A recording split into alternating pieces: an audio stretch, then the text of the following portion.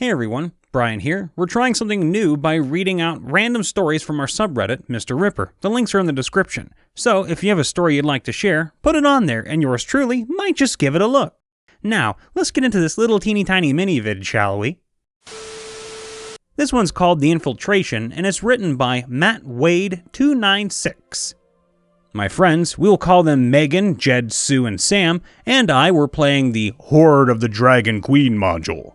It was our first time playing D&D due to IRL problems, and we started with Sam and I and 4 others. Replaced one with Megan, added Jed, then lost the other 3 and added Jed's girlfriend Sue. This feels like a really odd mathematical equation that I can't quite pick up on in my head, but I'm going to try anyway.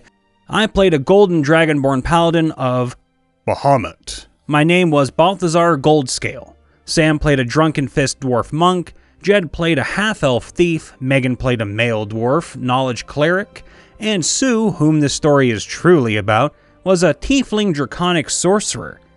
I, the goody two-shoes of the group, fought Cyan Wrath at the beginning.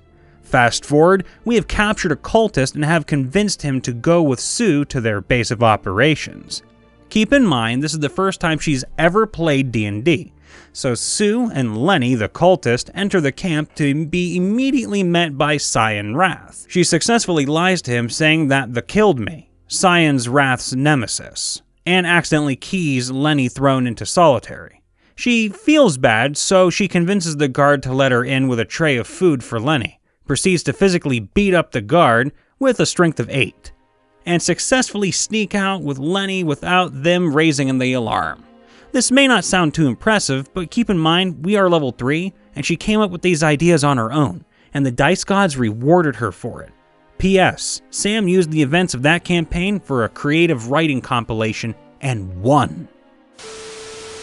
Here's another good one. The Life Cleric did how much damage? It was a story submitted by Cliffwarden133. Our level 17 party had been commissioned to investigate the loss of ships in a certain part of the ocean. After being attacked by a ship full of vampire pirates, we managed to capture a few. They didn't talk at first, but our cleric offered to cure their vampirism in exchange for information. I, being a transmutation wizard, offered to help as well, though Panacea can only cure them at half the rate our cleric could. We discovered that they were working for a kraken. After we loaded up on some capes of the manta ray and securing a guide from a local sea elf city, we went squid hunting. As the fight got started, one of our rogues uses a wand of polymorph to turn into a dragon turtle, and I polymorph to a storm giant. Our fighter and the other rogue wind up getting eaten before it tries to run away. We managed to catch up with everyone clinging to my belt as I dashed through the water, and the cleric swam up and cast inflict wounds at level 8. Now, I'm the table's dice goblin, so I'm counting out the dice she'll get to roll if she hits. Nat 20. I laugh out loud as I hand half my supply of D10s to her. Holy shit. It did 116 damage, enough for the rogue to cut her way out as she deals the final blow. More than the dragon turtle or storm giant did in that whole battle combined. I was basically just towing people around. The dice hated me that fight. If the kraken had survived any longer, at least one of the 2 teammates in its belly would have died. It really came in clutch. After looting its lair, me and the polymorph rogue then spent the next week taking turns towing the kraken behind our ship on the way back to town, with the help of a few gentle reposes from the cleric to keep it fresh. We normally only bring back heads to be stuffed. It was a good haul. And the next one, the final one I'm going to be reading, is by Smiling Knight 98, called Flying Gnomes and Falling Doors. The party I'm currently DMing for consists of a Dragonborn Paladin, half-elf Source, and a half-elf Orc Bard, a human cleric, and a forest gnome rogue. The players consist of some friends I went to school with, one of their sisters and my older brother. Up until now, our game has been filled with laughter and fun, and they have never ceased to amaze me with the silly shenanigans they've come up with.